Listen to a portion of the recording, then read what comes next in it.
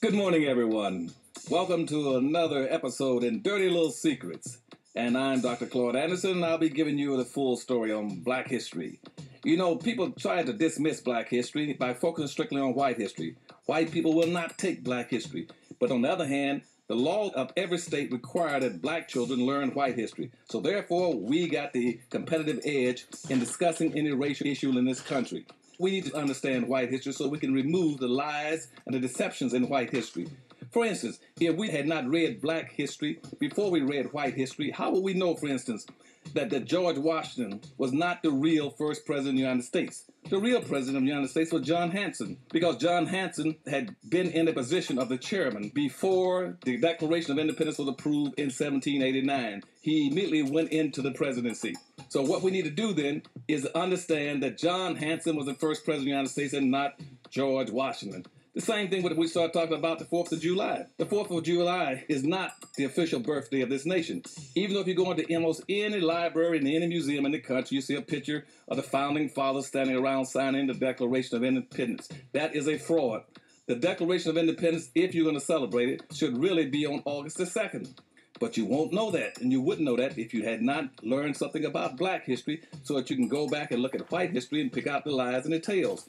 The same thing is true. We start talking about presidents of the United States. People always talk about that Abraham Lincoln freed the slaves.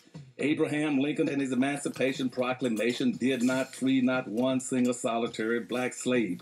What he did was to pass the Emancipation Proclamation, pass the federal government, saying basically that all the slaves who were in the South, in the Confederacy, that they were free. But he did not have any authority to free slaves in the South because the South had succeeded away from the Union.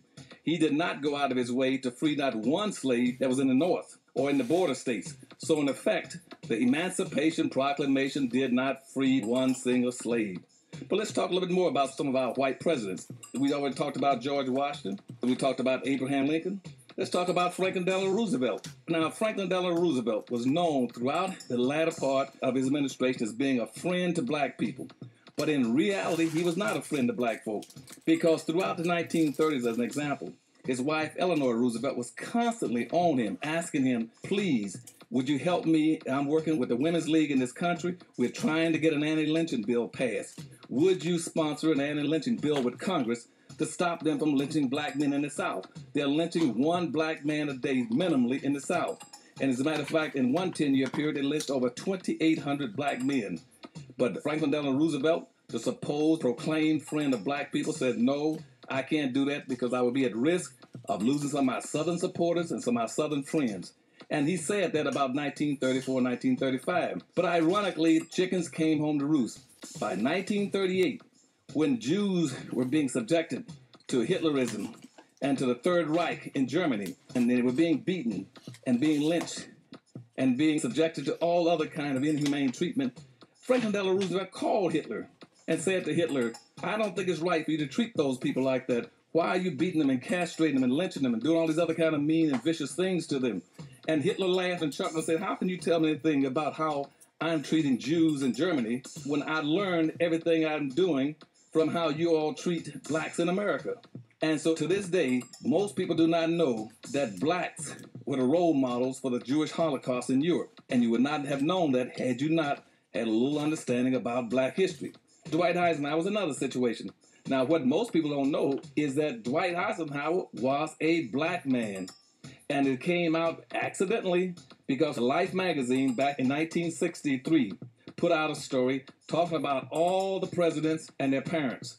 And in that publication, they put down the mother and the father of each of the presidents. But they found out they'd made an error because once that magazine hit the stand, they went back and found out that they put in a picture of Eisenhower's mother, who was definitely visibly Black. And so what Life magazine did was rushed out immediately that night and withdrew all those editions of Life magazine off the stand. Now, I got some friends who got copies of them, But that is a keepsake. You can't get that copy anymore, but it is available for those who have it and want to read it. Eisenhower was a black man. His mother was black. But you'll never hear that from the white side of the lectern. So what we're going to be talking about this morning is getting a better grasp on what is black history and what is white history. And in white history is basically a sanitized version of history, which means there's no black involvement. It is written strictly in the best interest of whites to promote their self-interest at the expense of black folk. So now let's talk a little bit more about black history this morning. This morning I talk about black history.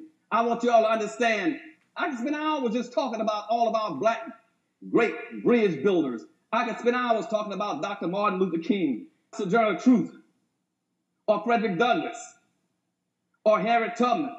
I could go on for hours telling you about civil rights and integration. But let me be honest with you. That's not black history. That's not black history.